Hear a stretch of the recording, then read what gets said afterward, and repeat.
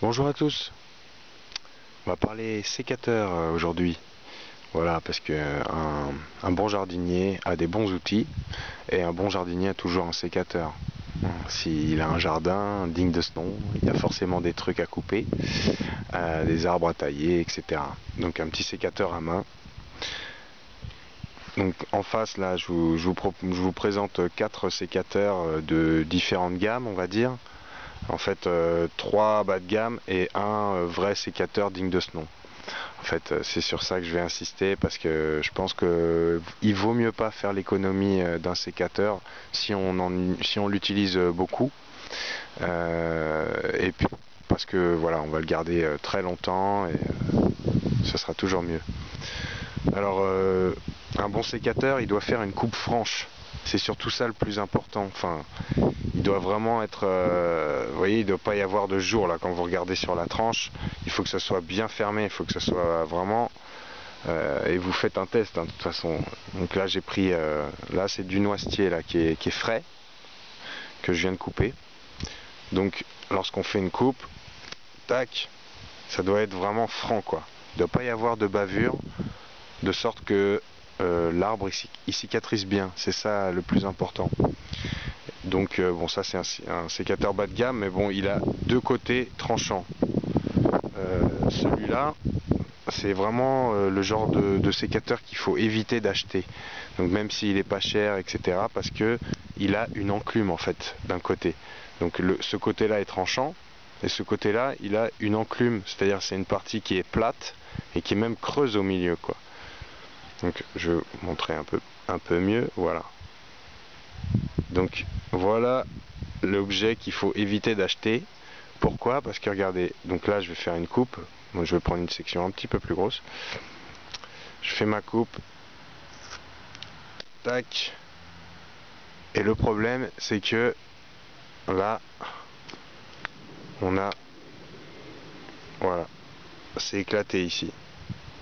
Ça éclate l'aubier, on voit l'aubier, on voit que c'est pas une coupe très belle. Et puis ça va avoir tendance à couper d'un côté et écraser de l'autre. Parce que ici ça coupe et ici ça écrase. Voilà. Donc ça, c'est vraiment le genre de sécateur qu'il faut pas acheter.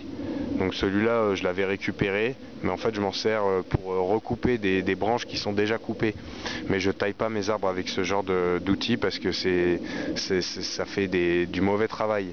Ça écrase les branches et ce qui fait que la branche va mal cicatriser et c'est la porte d'entrée pour des champignons, pour des parasites et tout. Donc il vaut mieux avoir un sécateur qui coupe des deux côtés. Ça c'est vraiment à éviter, c'est vraiment de la merde. On peut le dire. Ensuite, voilà, on a d'autres sécateurs donc, qui ont les deux côtés tranchants, ces trois-là. Mais bon, alors ça c'est du Made in China à 2 balles. Celui-ci est pas si mal pour le prix que je l'ai payé, mais c'est pas normal quoi. C'est des esclaves qui l'ont fabriqué quoi. En plus, il vient de Chine et tout. Vu rien qu'en matériaux, je veux dire, puis c'est quand même un outil qui est assez technique. Mais alors, il y a des choses, il y a quelque chose qui me chiffonne sur ces sécateurs, c'est le fermoir. Voilà, on actionne ici et hop, avec le pouce. Sauf que quand on fait beaucoup quand on actionne beaucoup, on a tendance avec le pouce à bloquer comme ça et ça se bloque, ça se verrouille. Du coup, c'est pas pratique du tout. Mais bon, sinon, c'est vraiment des trucs que j'ai acheté. J'avais acheté celui-là, par exemple, je l'avais acheté 2 euros, mais enfin, j'avais craqué, mais en fait, j'aurais pas dû l'acheter au final. Parce que c'est pas normal en fait. Puis bon, en plus, c'est pas un très bon outil. Je veux dire, les coupes sont moyennes. Et enfin celui-là, c'est du Baco, enfin, je vais pas faire forcément de la pub, hein. Il y a Fiskars aussi qui font des outils pas mal. Donc celui-là, il fait vraiment des coupes très nettes, très franches. Et voilà, c'est vraiment un bon outil. Et le fermoir, il est en dessous, très simple. Et ça, c'est robuste, hein. Ça fait presque 10 ans que je l'ai. Voilà, et il est nickel. Il faut juste faire attention pour garder un sécateur le plus longtemps possible, enfin un bon sécateur de bonne qualité, c'est de ne pas couper des trop grosses sections. Si vous coupez des trop gros morceaux, je veux dire ça c'est le maximum quoi. Parce que de toute façon c'est indiqué quand vous achetez un sécateur, hein, c'est vraiment le maximum pour c'est indiqué jusqu'à combien de millimètres de diamètre vous pouvez couper. En tout cas, voilà, avant cette marque-là, c'était fabriqué en France, mais comme tout full camp, bon, maintenant c'est fabriqué au Portugal. Enfin, ça reste un outil de bonne qualité et voilà. Il vaut mieux mettre un peu le prix dans un outil qu'on va garder, qu'on peut garder toute une vie, hein, si on fait attention à la lame. Si on tombe pas aussi sur un clou ou une agrafe dans du bois, ça arrive des fois. Mais on peut vraiment garder longtemps ces outils.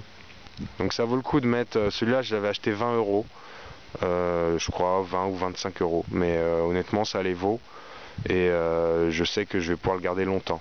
Alors que les autres, celui-là, bon celui-là, à la rigueur pour quelqu'un qui a vraiment pas grand-chose à couper, ça peut aller quoi.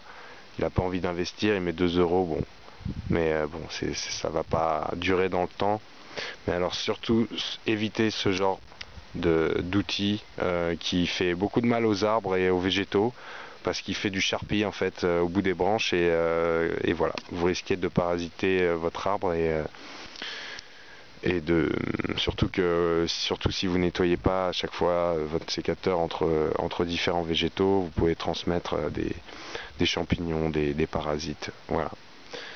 Bon, c'était juste une petite vidéo de passage. Voilà.